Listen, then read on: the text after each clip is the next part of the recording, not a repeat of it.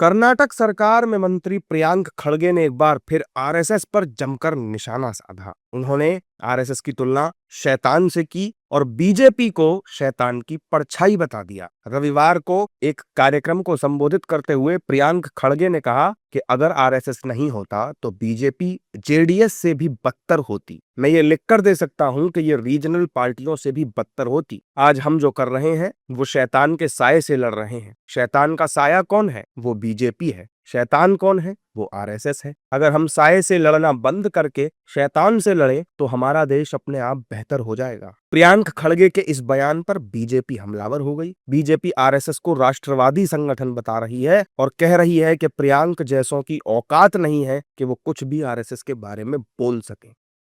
प्रियांक खड़गे की क्या औकात कि वो देश की सबसे पुरानी राष्ट्रवादी सनातनियों का रक्षा करने वाली संस्था के बारे में कुछ बोले। ये इनकी कुंठित मानसिकता दिखा रही है। वैसे भी बहुत सारे कुत्ते रास्ते में भौंकते रहते हैं, इनको इग्नोर करते ही चलना चाहिए। राष्ट्रीय स्वयंसेवक संघ के बारे में बोलने का इनके जैसे नैतिक पतन वाले व्यक्ति को कोई अधिकार नहीं साहब। जब देश को आवश्यकता पड़ती है, जब सनातन समाज को आवश्यकता पड़ती है, तो ऐसे जो राष्ट्रीय स्वयंसेवक के जो स्वयंसेवक हैं वो हमेशा आगे रहे। 1962 के चीन युद्ध के बाद तो नेहरू जी ने 15 अगस्त को इनको सम्मानित किया था और उन्हीं के पार्टी के नेता आज प्रश्न उठा रहे हैं साहब।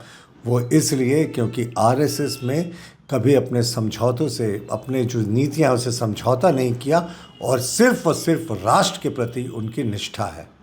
देखो, आरएसएस के प्रति जो दुष्टतापूर्ण दुराग्रह है, उस दुष्टतापूर्ण दुराग्रह का दौर जो है दशकों से चल रहा है और इस तरह के दुष्टतापूर्ण दुराग्रह को दरकिनार करके आरएसएस राष्ट्र निर्माण के लिए बिना रुके हुए, बिना थके हुए काम कर रही है। और इनको जो आरएसएस फोबिया हो गया है, उस आरएसएस फोबिया ने इनका जो है वो बंटाधार करना किया है और आगे भी और होगा। जब आपकी सरकार थी तो आपने अनुमति क्यों दिया? आपको उनकी मान्यता रद्द कर देनी चाहिए थी। 60 साल तो आपने नहीं ध्यान आया। प्रदेश और देश में आपकी सरकार रही, तब आपने ध्यान नहीं दिया कि भ्रष्ट हैं कि ईमानदार हैं, तब आपको नहीं दिखाई दिया।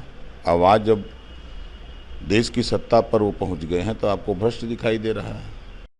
विपक्षी दल आए दिन आरएसएस को बैन करने की मांग करते आ रहे हैं, लेकिन इस बार प्रियांक खड़गे ने तीखे शब्दों के साथ आरएसएस को शैतान तक कह डाला है, जिसे लेकर बीजेपी और एनडीए नेता भड़क गए हैं और प्रियांक खड़गे को घेर रहे हैं।